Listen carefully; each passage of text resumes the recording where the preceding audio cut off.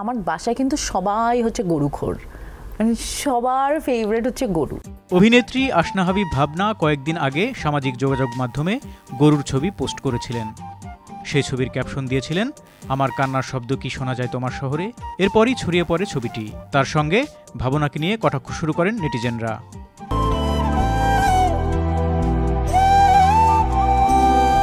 ফেসবুকে দেয়া অন্য একটি পোস্টে এবার সেই ছবির ব্যাখ্যা জানালেন এই অভিনেত্রী। আসনা হাবিব ভাবনা তার ফেসবুকে দেয়া পোস্টে বলেন, আমি মাঝে মাঝেই ছবি তুলতে পছন্দ করি।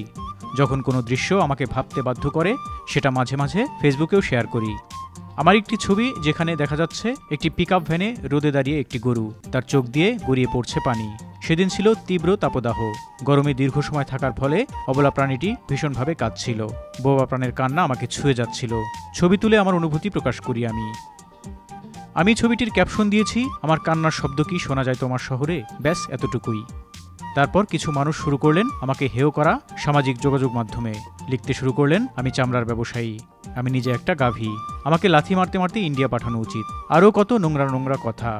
তিনি আরও বলেন, আমি 2016 সালে কবে গরুর তেহারি খেয়েছি, কোনো ইন্টারভিউতে গিয়ে বলেছি আমি গরুর মাংস রান্না করতে পারি, কবে বিফ স্টেক খেয়েছি, এইসব। আমার আব্বু হচ্ছে গরুর মাংস অনেক পছন্দ, তো আমি কোভিডের সময় আব্বুকে গরুর মাংস রান্না করে খাওয়াইছি। আমার বাসায় কিন্তু সবাই হচ্ছে গরুখোর, মানে সবার ফেভারিট হচ্ছে গরু, স্পেশালি মাই ফাদার।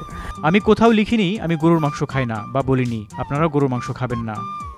একজন প্রাণীর কান্না দেখে যে কেউ কেঁদে উঠতে পারেন, এটাই স্বাভাবিক। আর আমি প্রকৃতিপ্রেমী বা প্রাণীপ্রেমী কিনা সেটা প্রমাণ আমি কোথাও দিব না। আমার ফেসবুকের একটি পোস্টেই তো আর প্রমাণ হবে না আমি কে। এই অভিনেত্রী আরও বলেন, অবশ্যই এই ছবিটি নিয়ে আমি আরও লিখব, হয়তো কোনো কবিতায় বা গল্পে বা অন্য কোথাও বা আমার পরবর্তী ক্যানভাসে। শিল্পীর বেদনা গুরুত্বপূর্ণ, ভীষণ গুরুত্বপূর্ণ। আমার দিকে ছুড়ে দেয়া সকল তীর আমি সাদরে গ্রহণ করলাম।